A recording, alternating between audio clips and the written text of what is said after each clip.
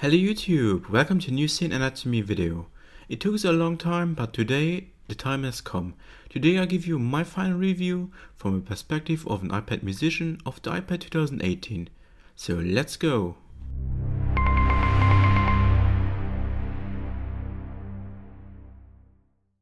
What I can say in advance, yes, the iPad 2018 is a true power machine for the current starting price of under $300.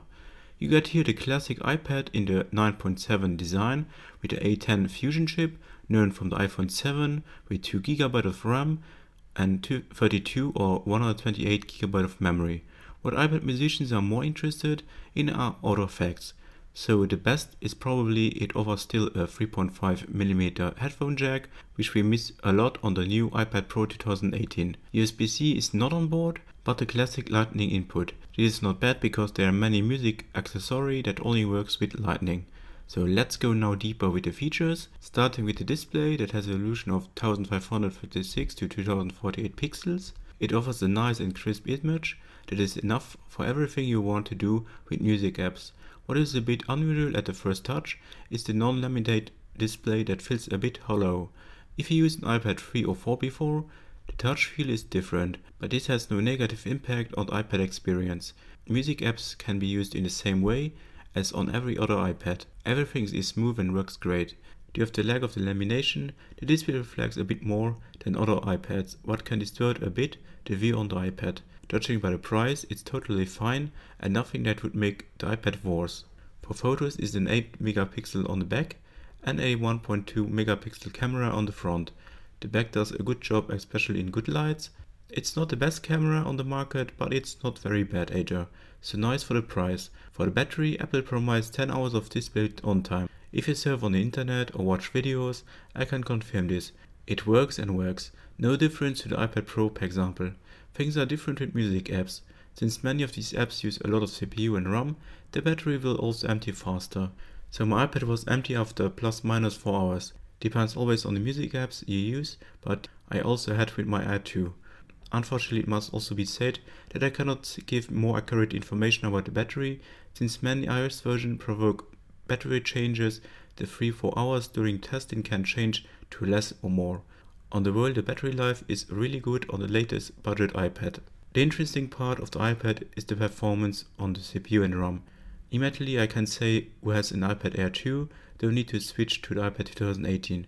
The performance is a little better, but not that much that I would say change it. Don't forget the Air 2 has a better display and is thinner also. They share the same 2GB of RAM, which makes both devices easy to compare. From the performance, the iPad 2018 is on the same level or a bit better than the iPad Air 2. So not bad what you get here for under $300. How many apps you can use at the same time depends on the app. For example, 3 or 4 instances are possible with the Minimoog app. The power differences to the Air you can see when you try to open the 4th instance of the app. In Air 2 it crackles, in iPad 2018 it's limited, but it works. Also, if you use multiple AU plugins in a DAW, it can be used without problems. If you want to make a big production with 30 tracks and a lot of plugins, you need to free some tracks to audio. Here the iPad Pro performs much better. But if you choose synthesizers that run very nice on CPU, more than 5 tracks are no problem. Apps with a very low CPU consumption even go to 10. So you can see that the power of the iPad 2018 is enough for making complete tracks. So for me it has one app advance over the Air 2, so you can open one more app in the same time. It's not significantly better, but it shows nicely how powerful this budget iPad is. Of course, if you love to work with less limits, more apps in parallel, and for example also work with Affinity Photo and LumaFusion, I would prefer the Pro version. You have the more power of the CPU and the 4GB of RAM. So my final verdict is very positive. The iPad 2018 is a true value for money wonder. Besides all everyday tasks like surfing, watching videos, listening music, it also works great with all available music apps. For me it's a true door opener for music apps. It has never been so affordable to enter the big music app world. No more excuses that iPads are expensive. The iPad 2018 shows the opposite side. Big plus for me is here the good display, headphone jack, a very good CPU, and it has the same touch experience as all other classic iPads. Not so great is the missing lamination on screen, only 2 GB of RAM, 3 GB would be better in a version 2019 for example, and mono speakers. At this low price, you can handle this, and well, it's almost criticizing at a high level. In my opinion, it's important to know before deciding which iPad you want, how you want to make music with the iPad. If you give up PC Mac completely, then go for a Pro.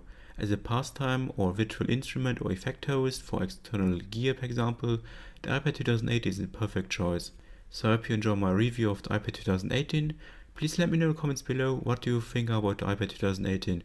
It would be cool to discuss with you. And as usual, if you enjoyed this video, please leave a thumb and a subscription for more future videos. And don't forget to join the Patreon page to support the iOS coverage. And big thanks for watching, and I will see you very soon in one of my next videos.